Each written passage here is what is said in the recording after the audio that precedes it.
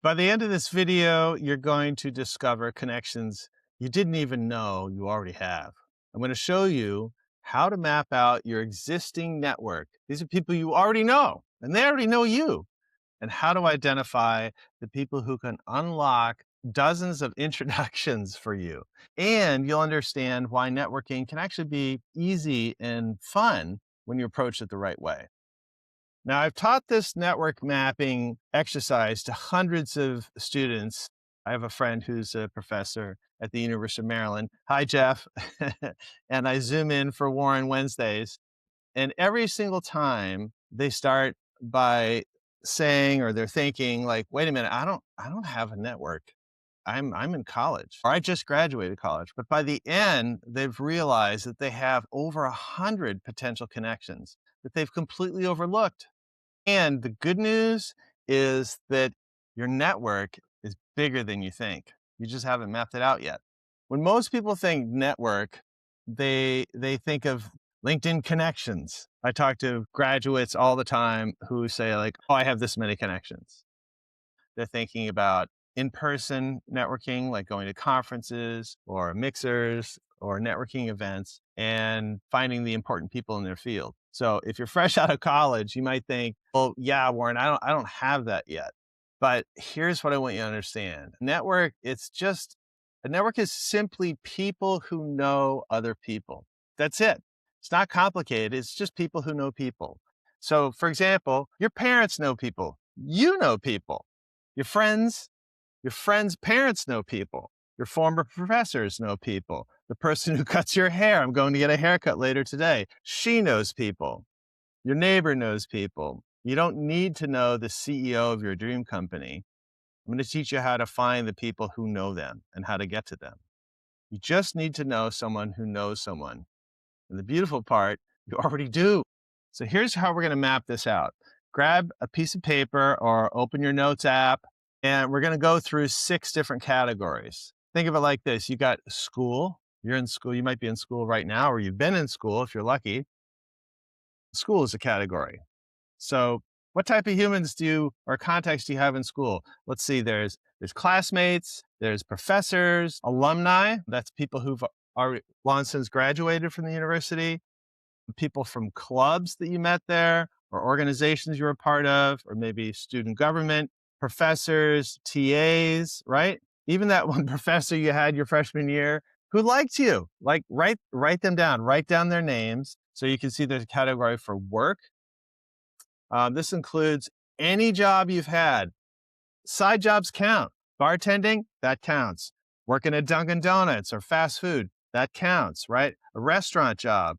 Internships definitely count. Part-time jobs, even that summer job you had, even if you were a lifeguard at the beach, every job comes with humans, and those humans know other humans. So current colleagues, former coworkers, bosses, anyone you've worked alongside, people who are your peers at work, people you worked with.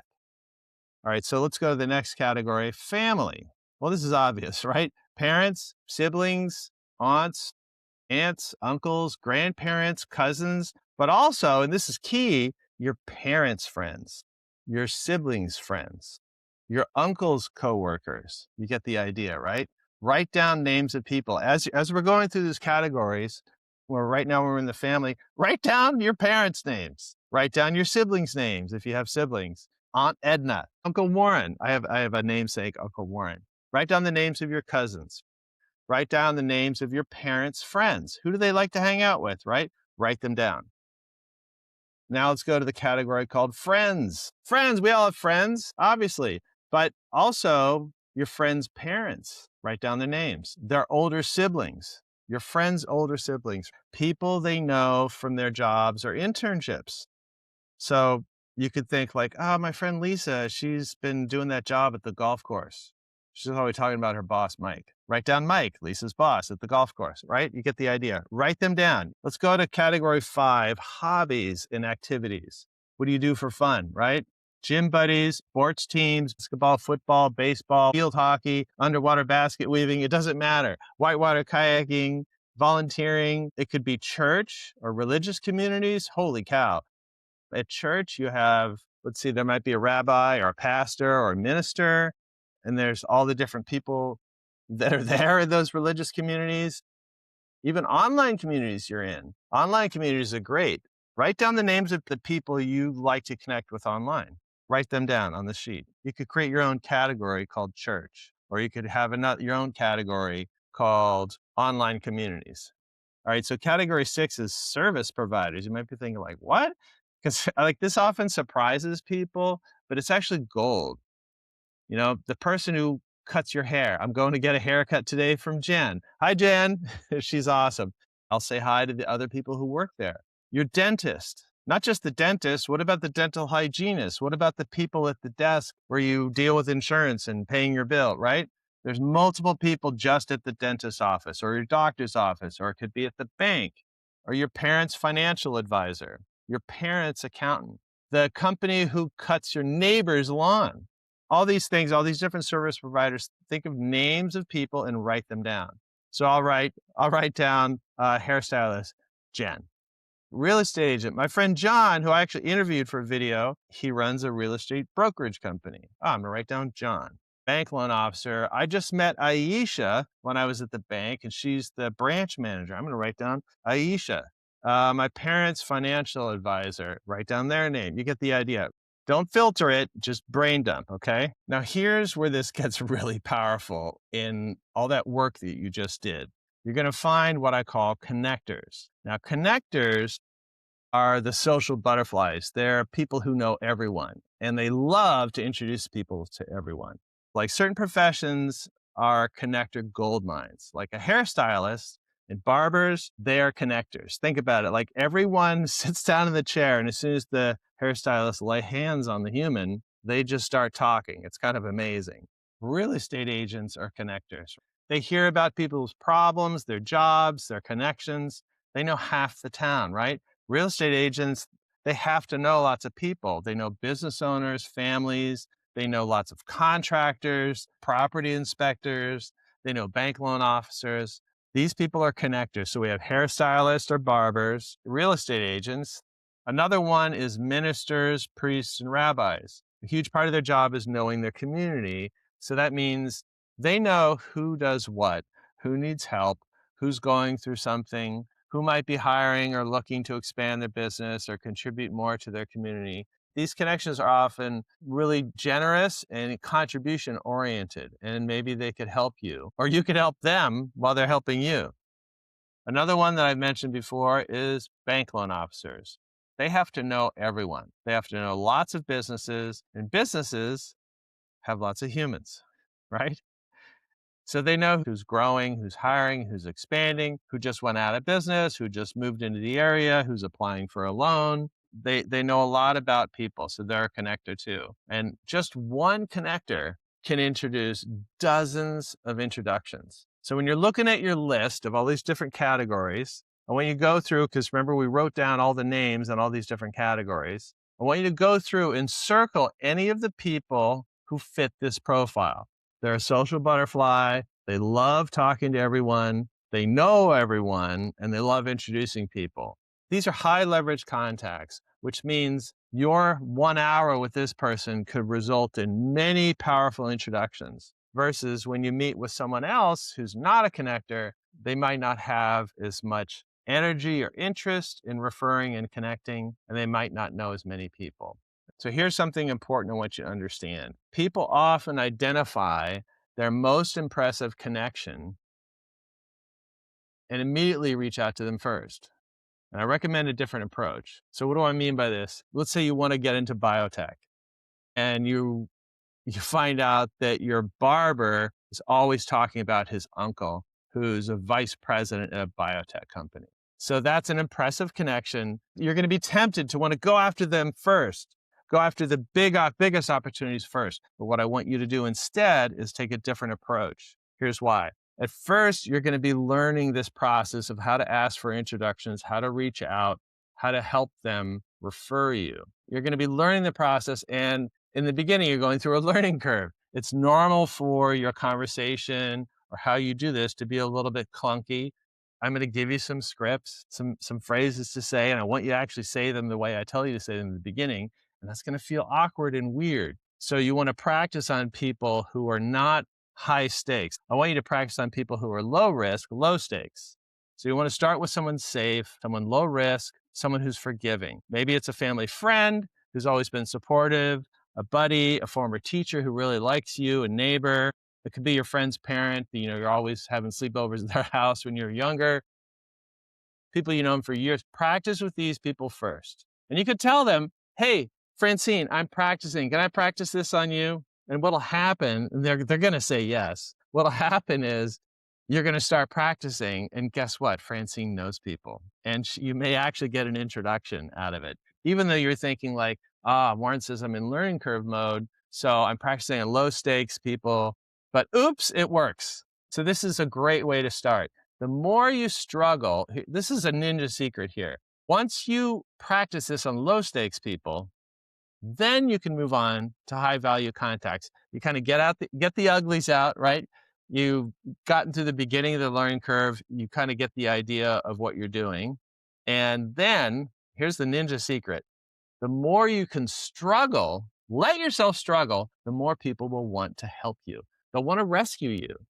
So sometimes I actually even use this on purpose. So embrace the learning curve is actually a superpower. Lean into being messy and imperfect. Let your freak flag fly, as they say in Shrek, right? Great musical. Let your freak flag fly and be bold, be imperfect, go screw it up. Start with people you know who are safe, who are low stakes, and let yourself do it. It's actually a lot of fun. Here's what I want you to do now. Step 1, create your network map using those 6 categories, or if you came up with extra categories that I didn't think of, aim for at least 30 names. At least 30 names, right? And you're going to be surprised how quickly this list grows. And you'll see what I mean in a second here. Now, then you're going to go through it and you're going to identify the connectors. Go circle the names of people who are connectors. Circle anyone who knows a lot of people or works in one of those connector professions.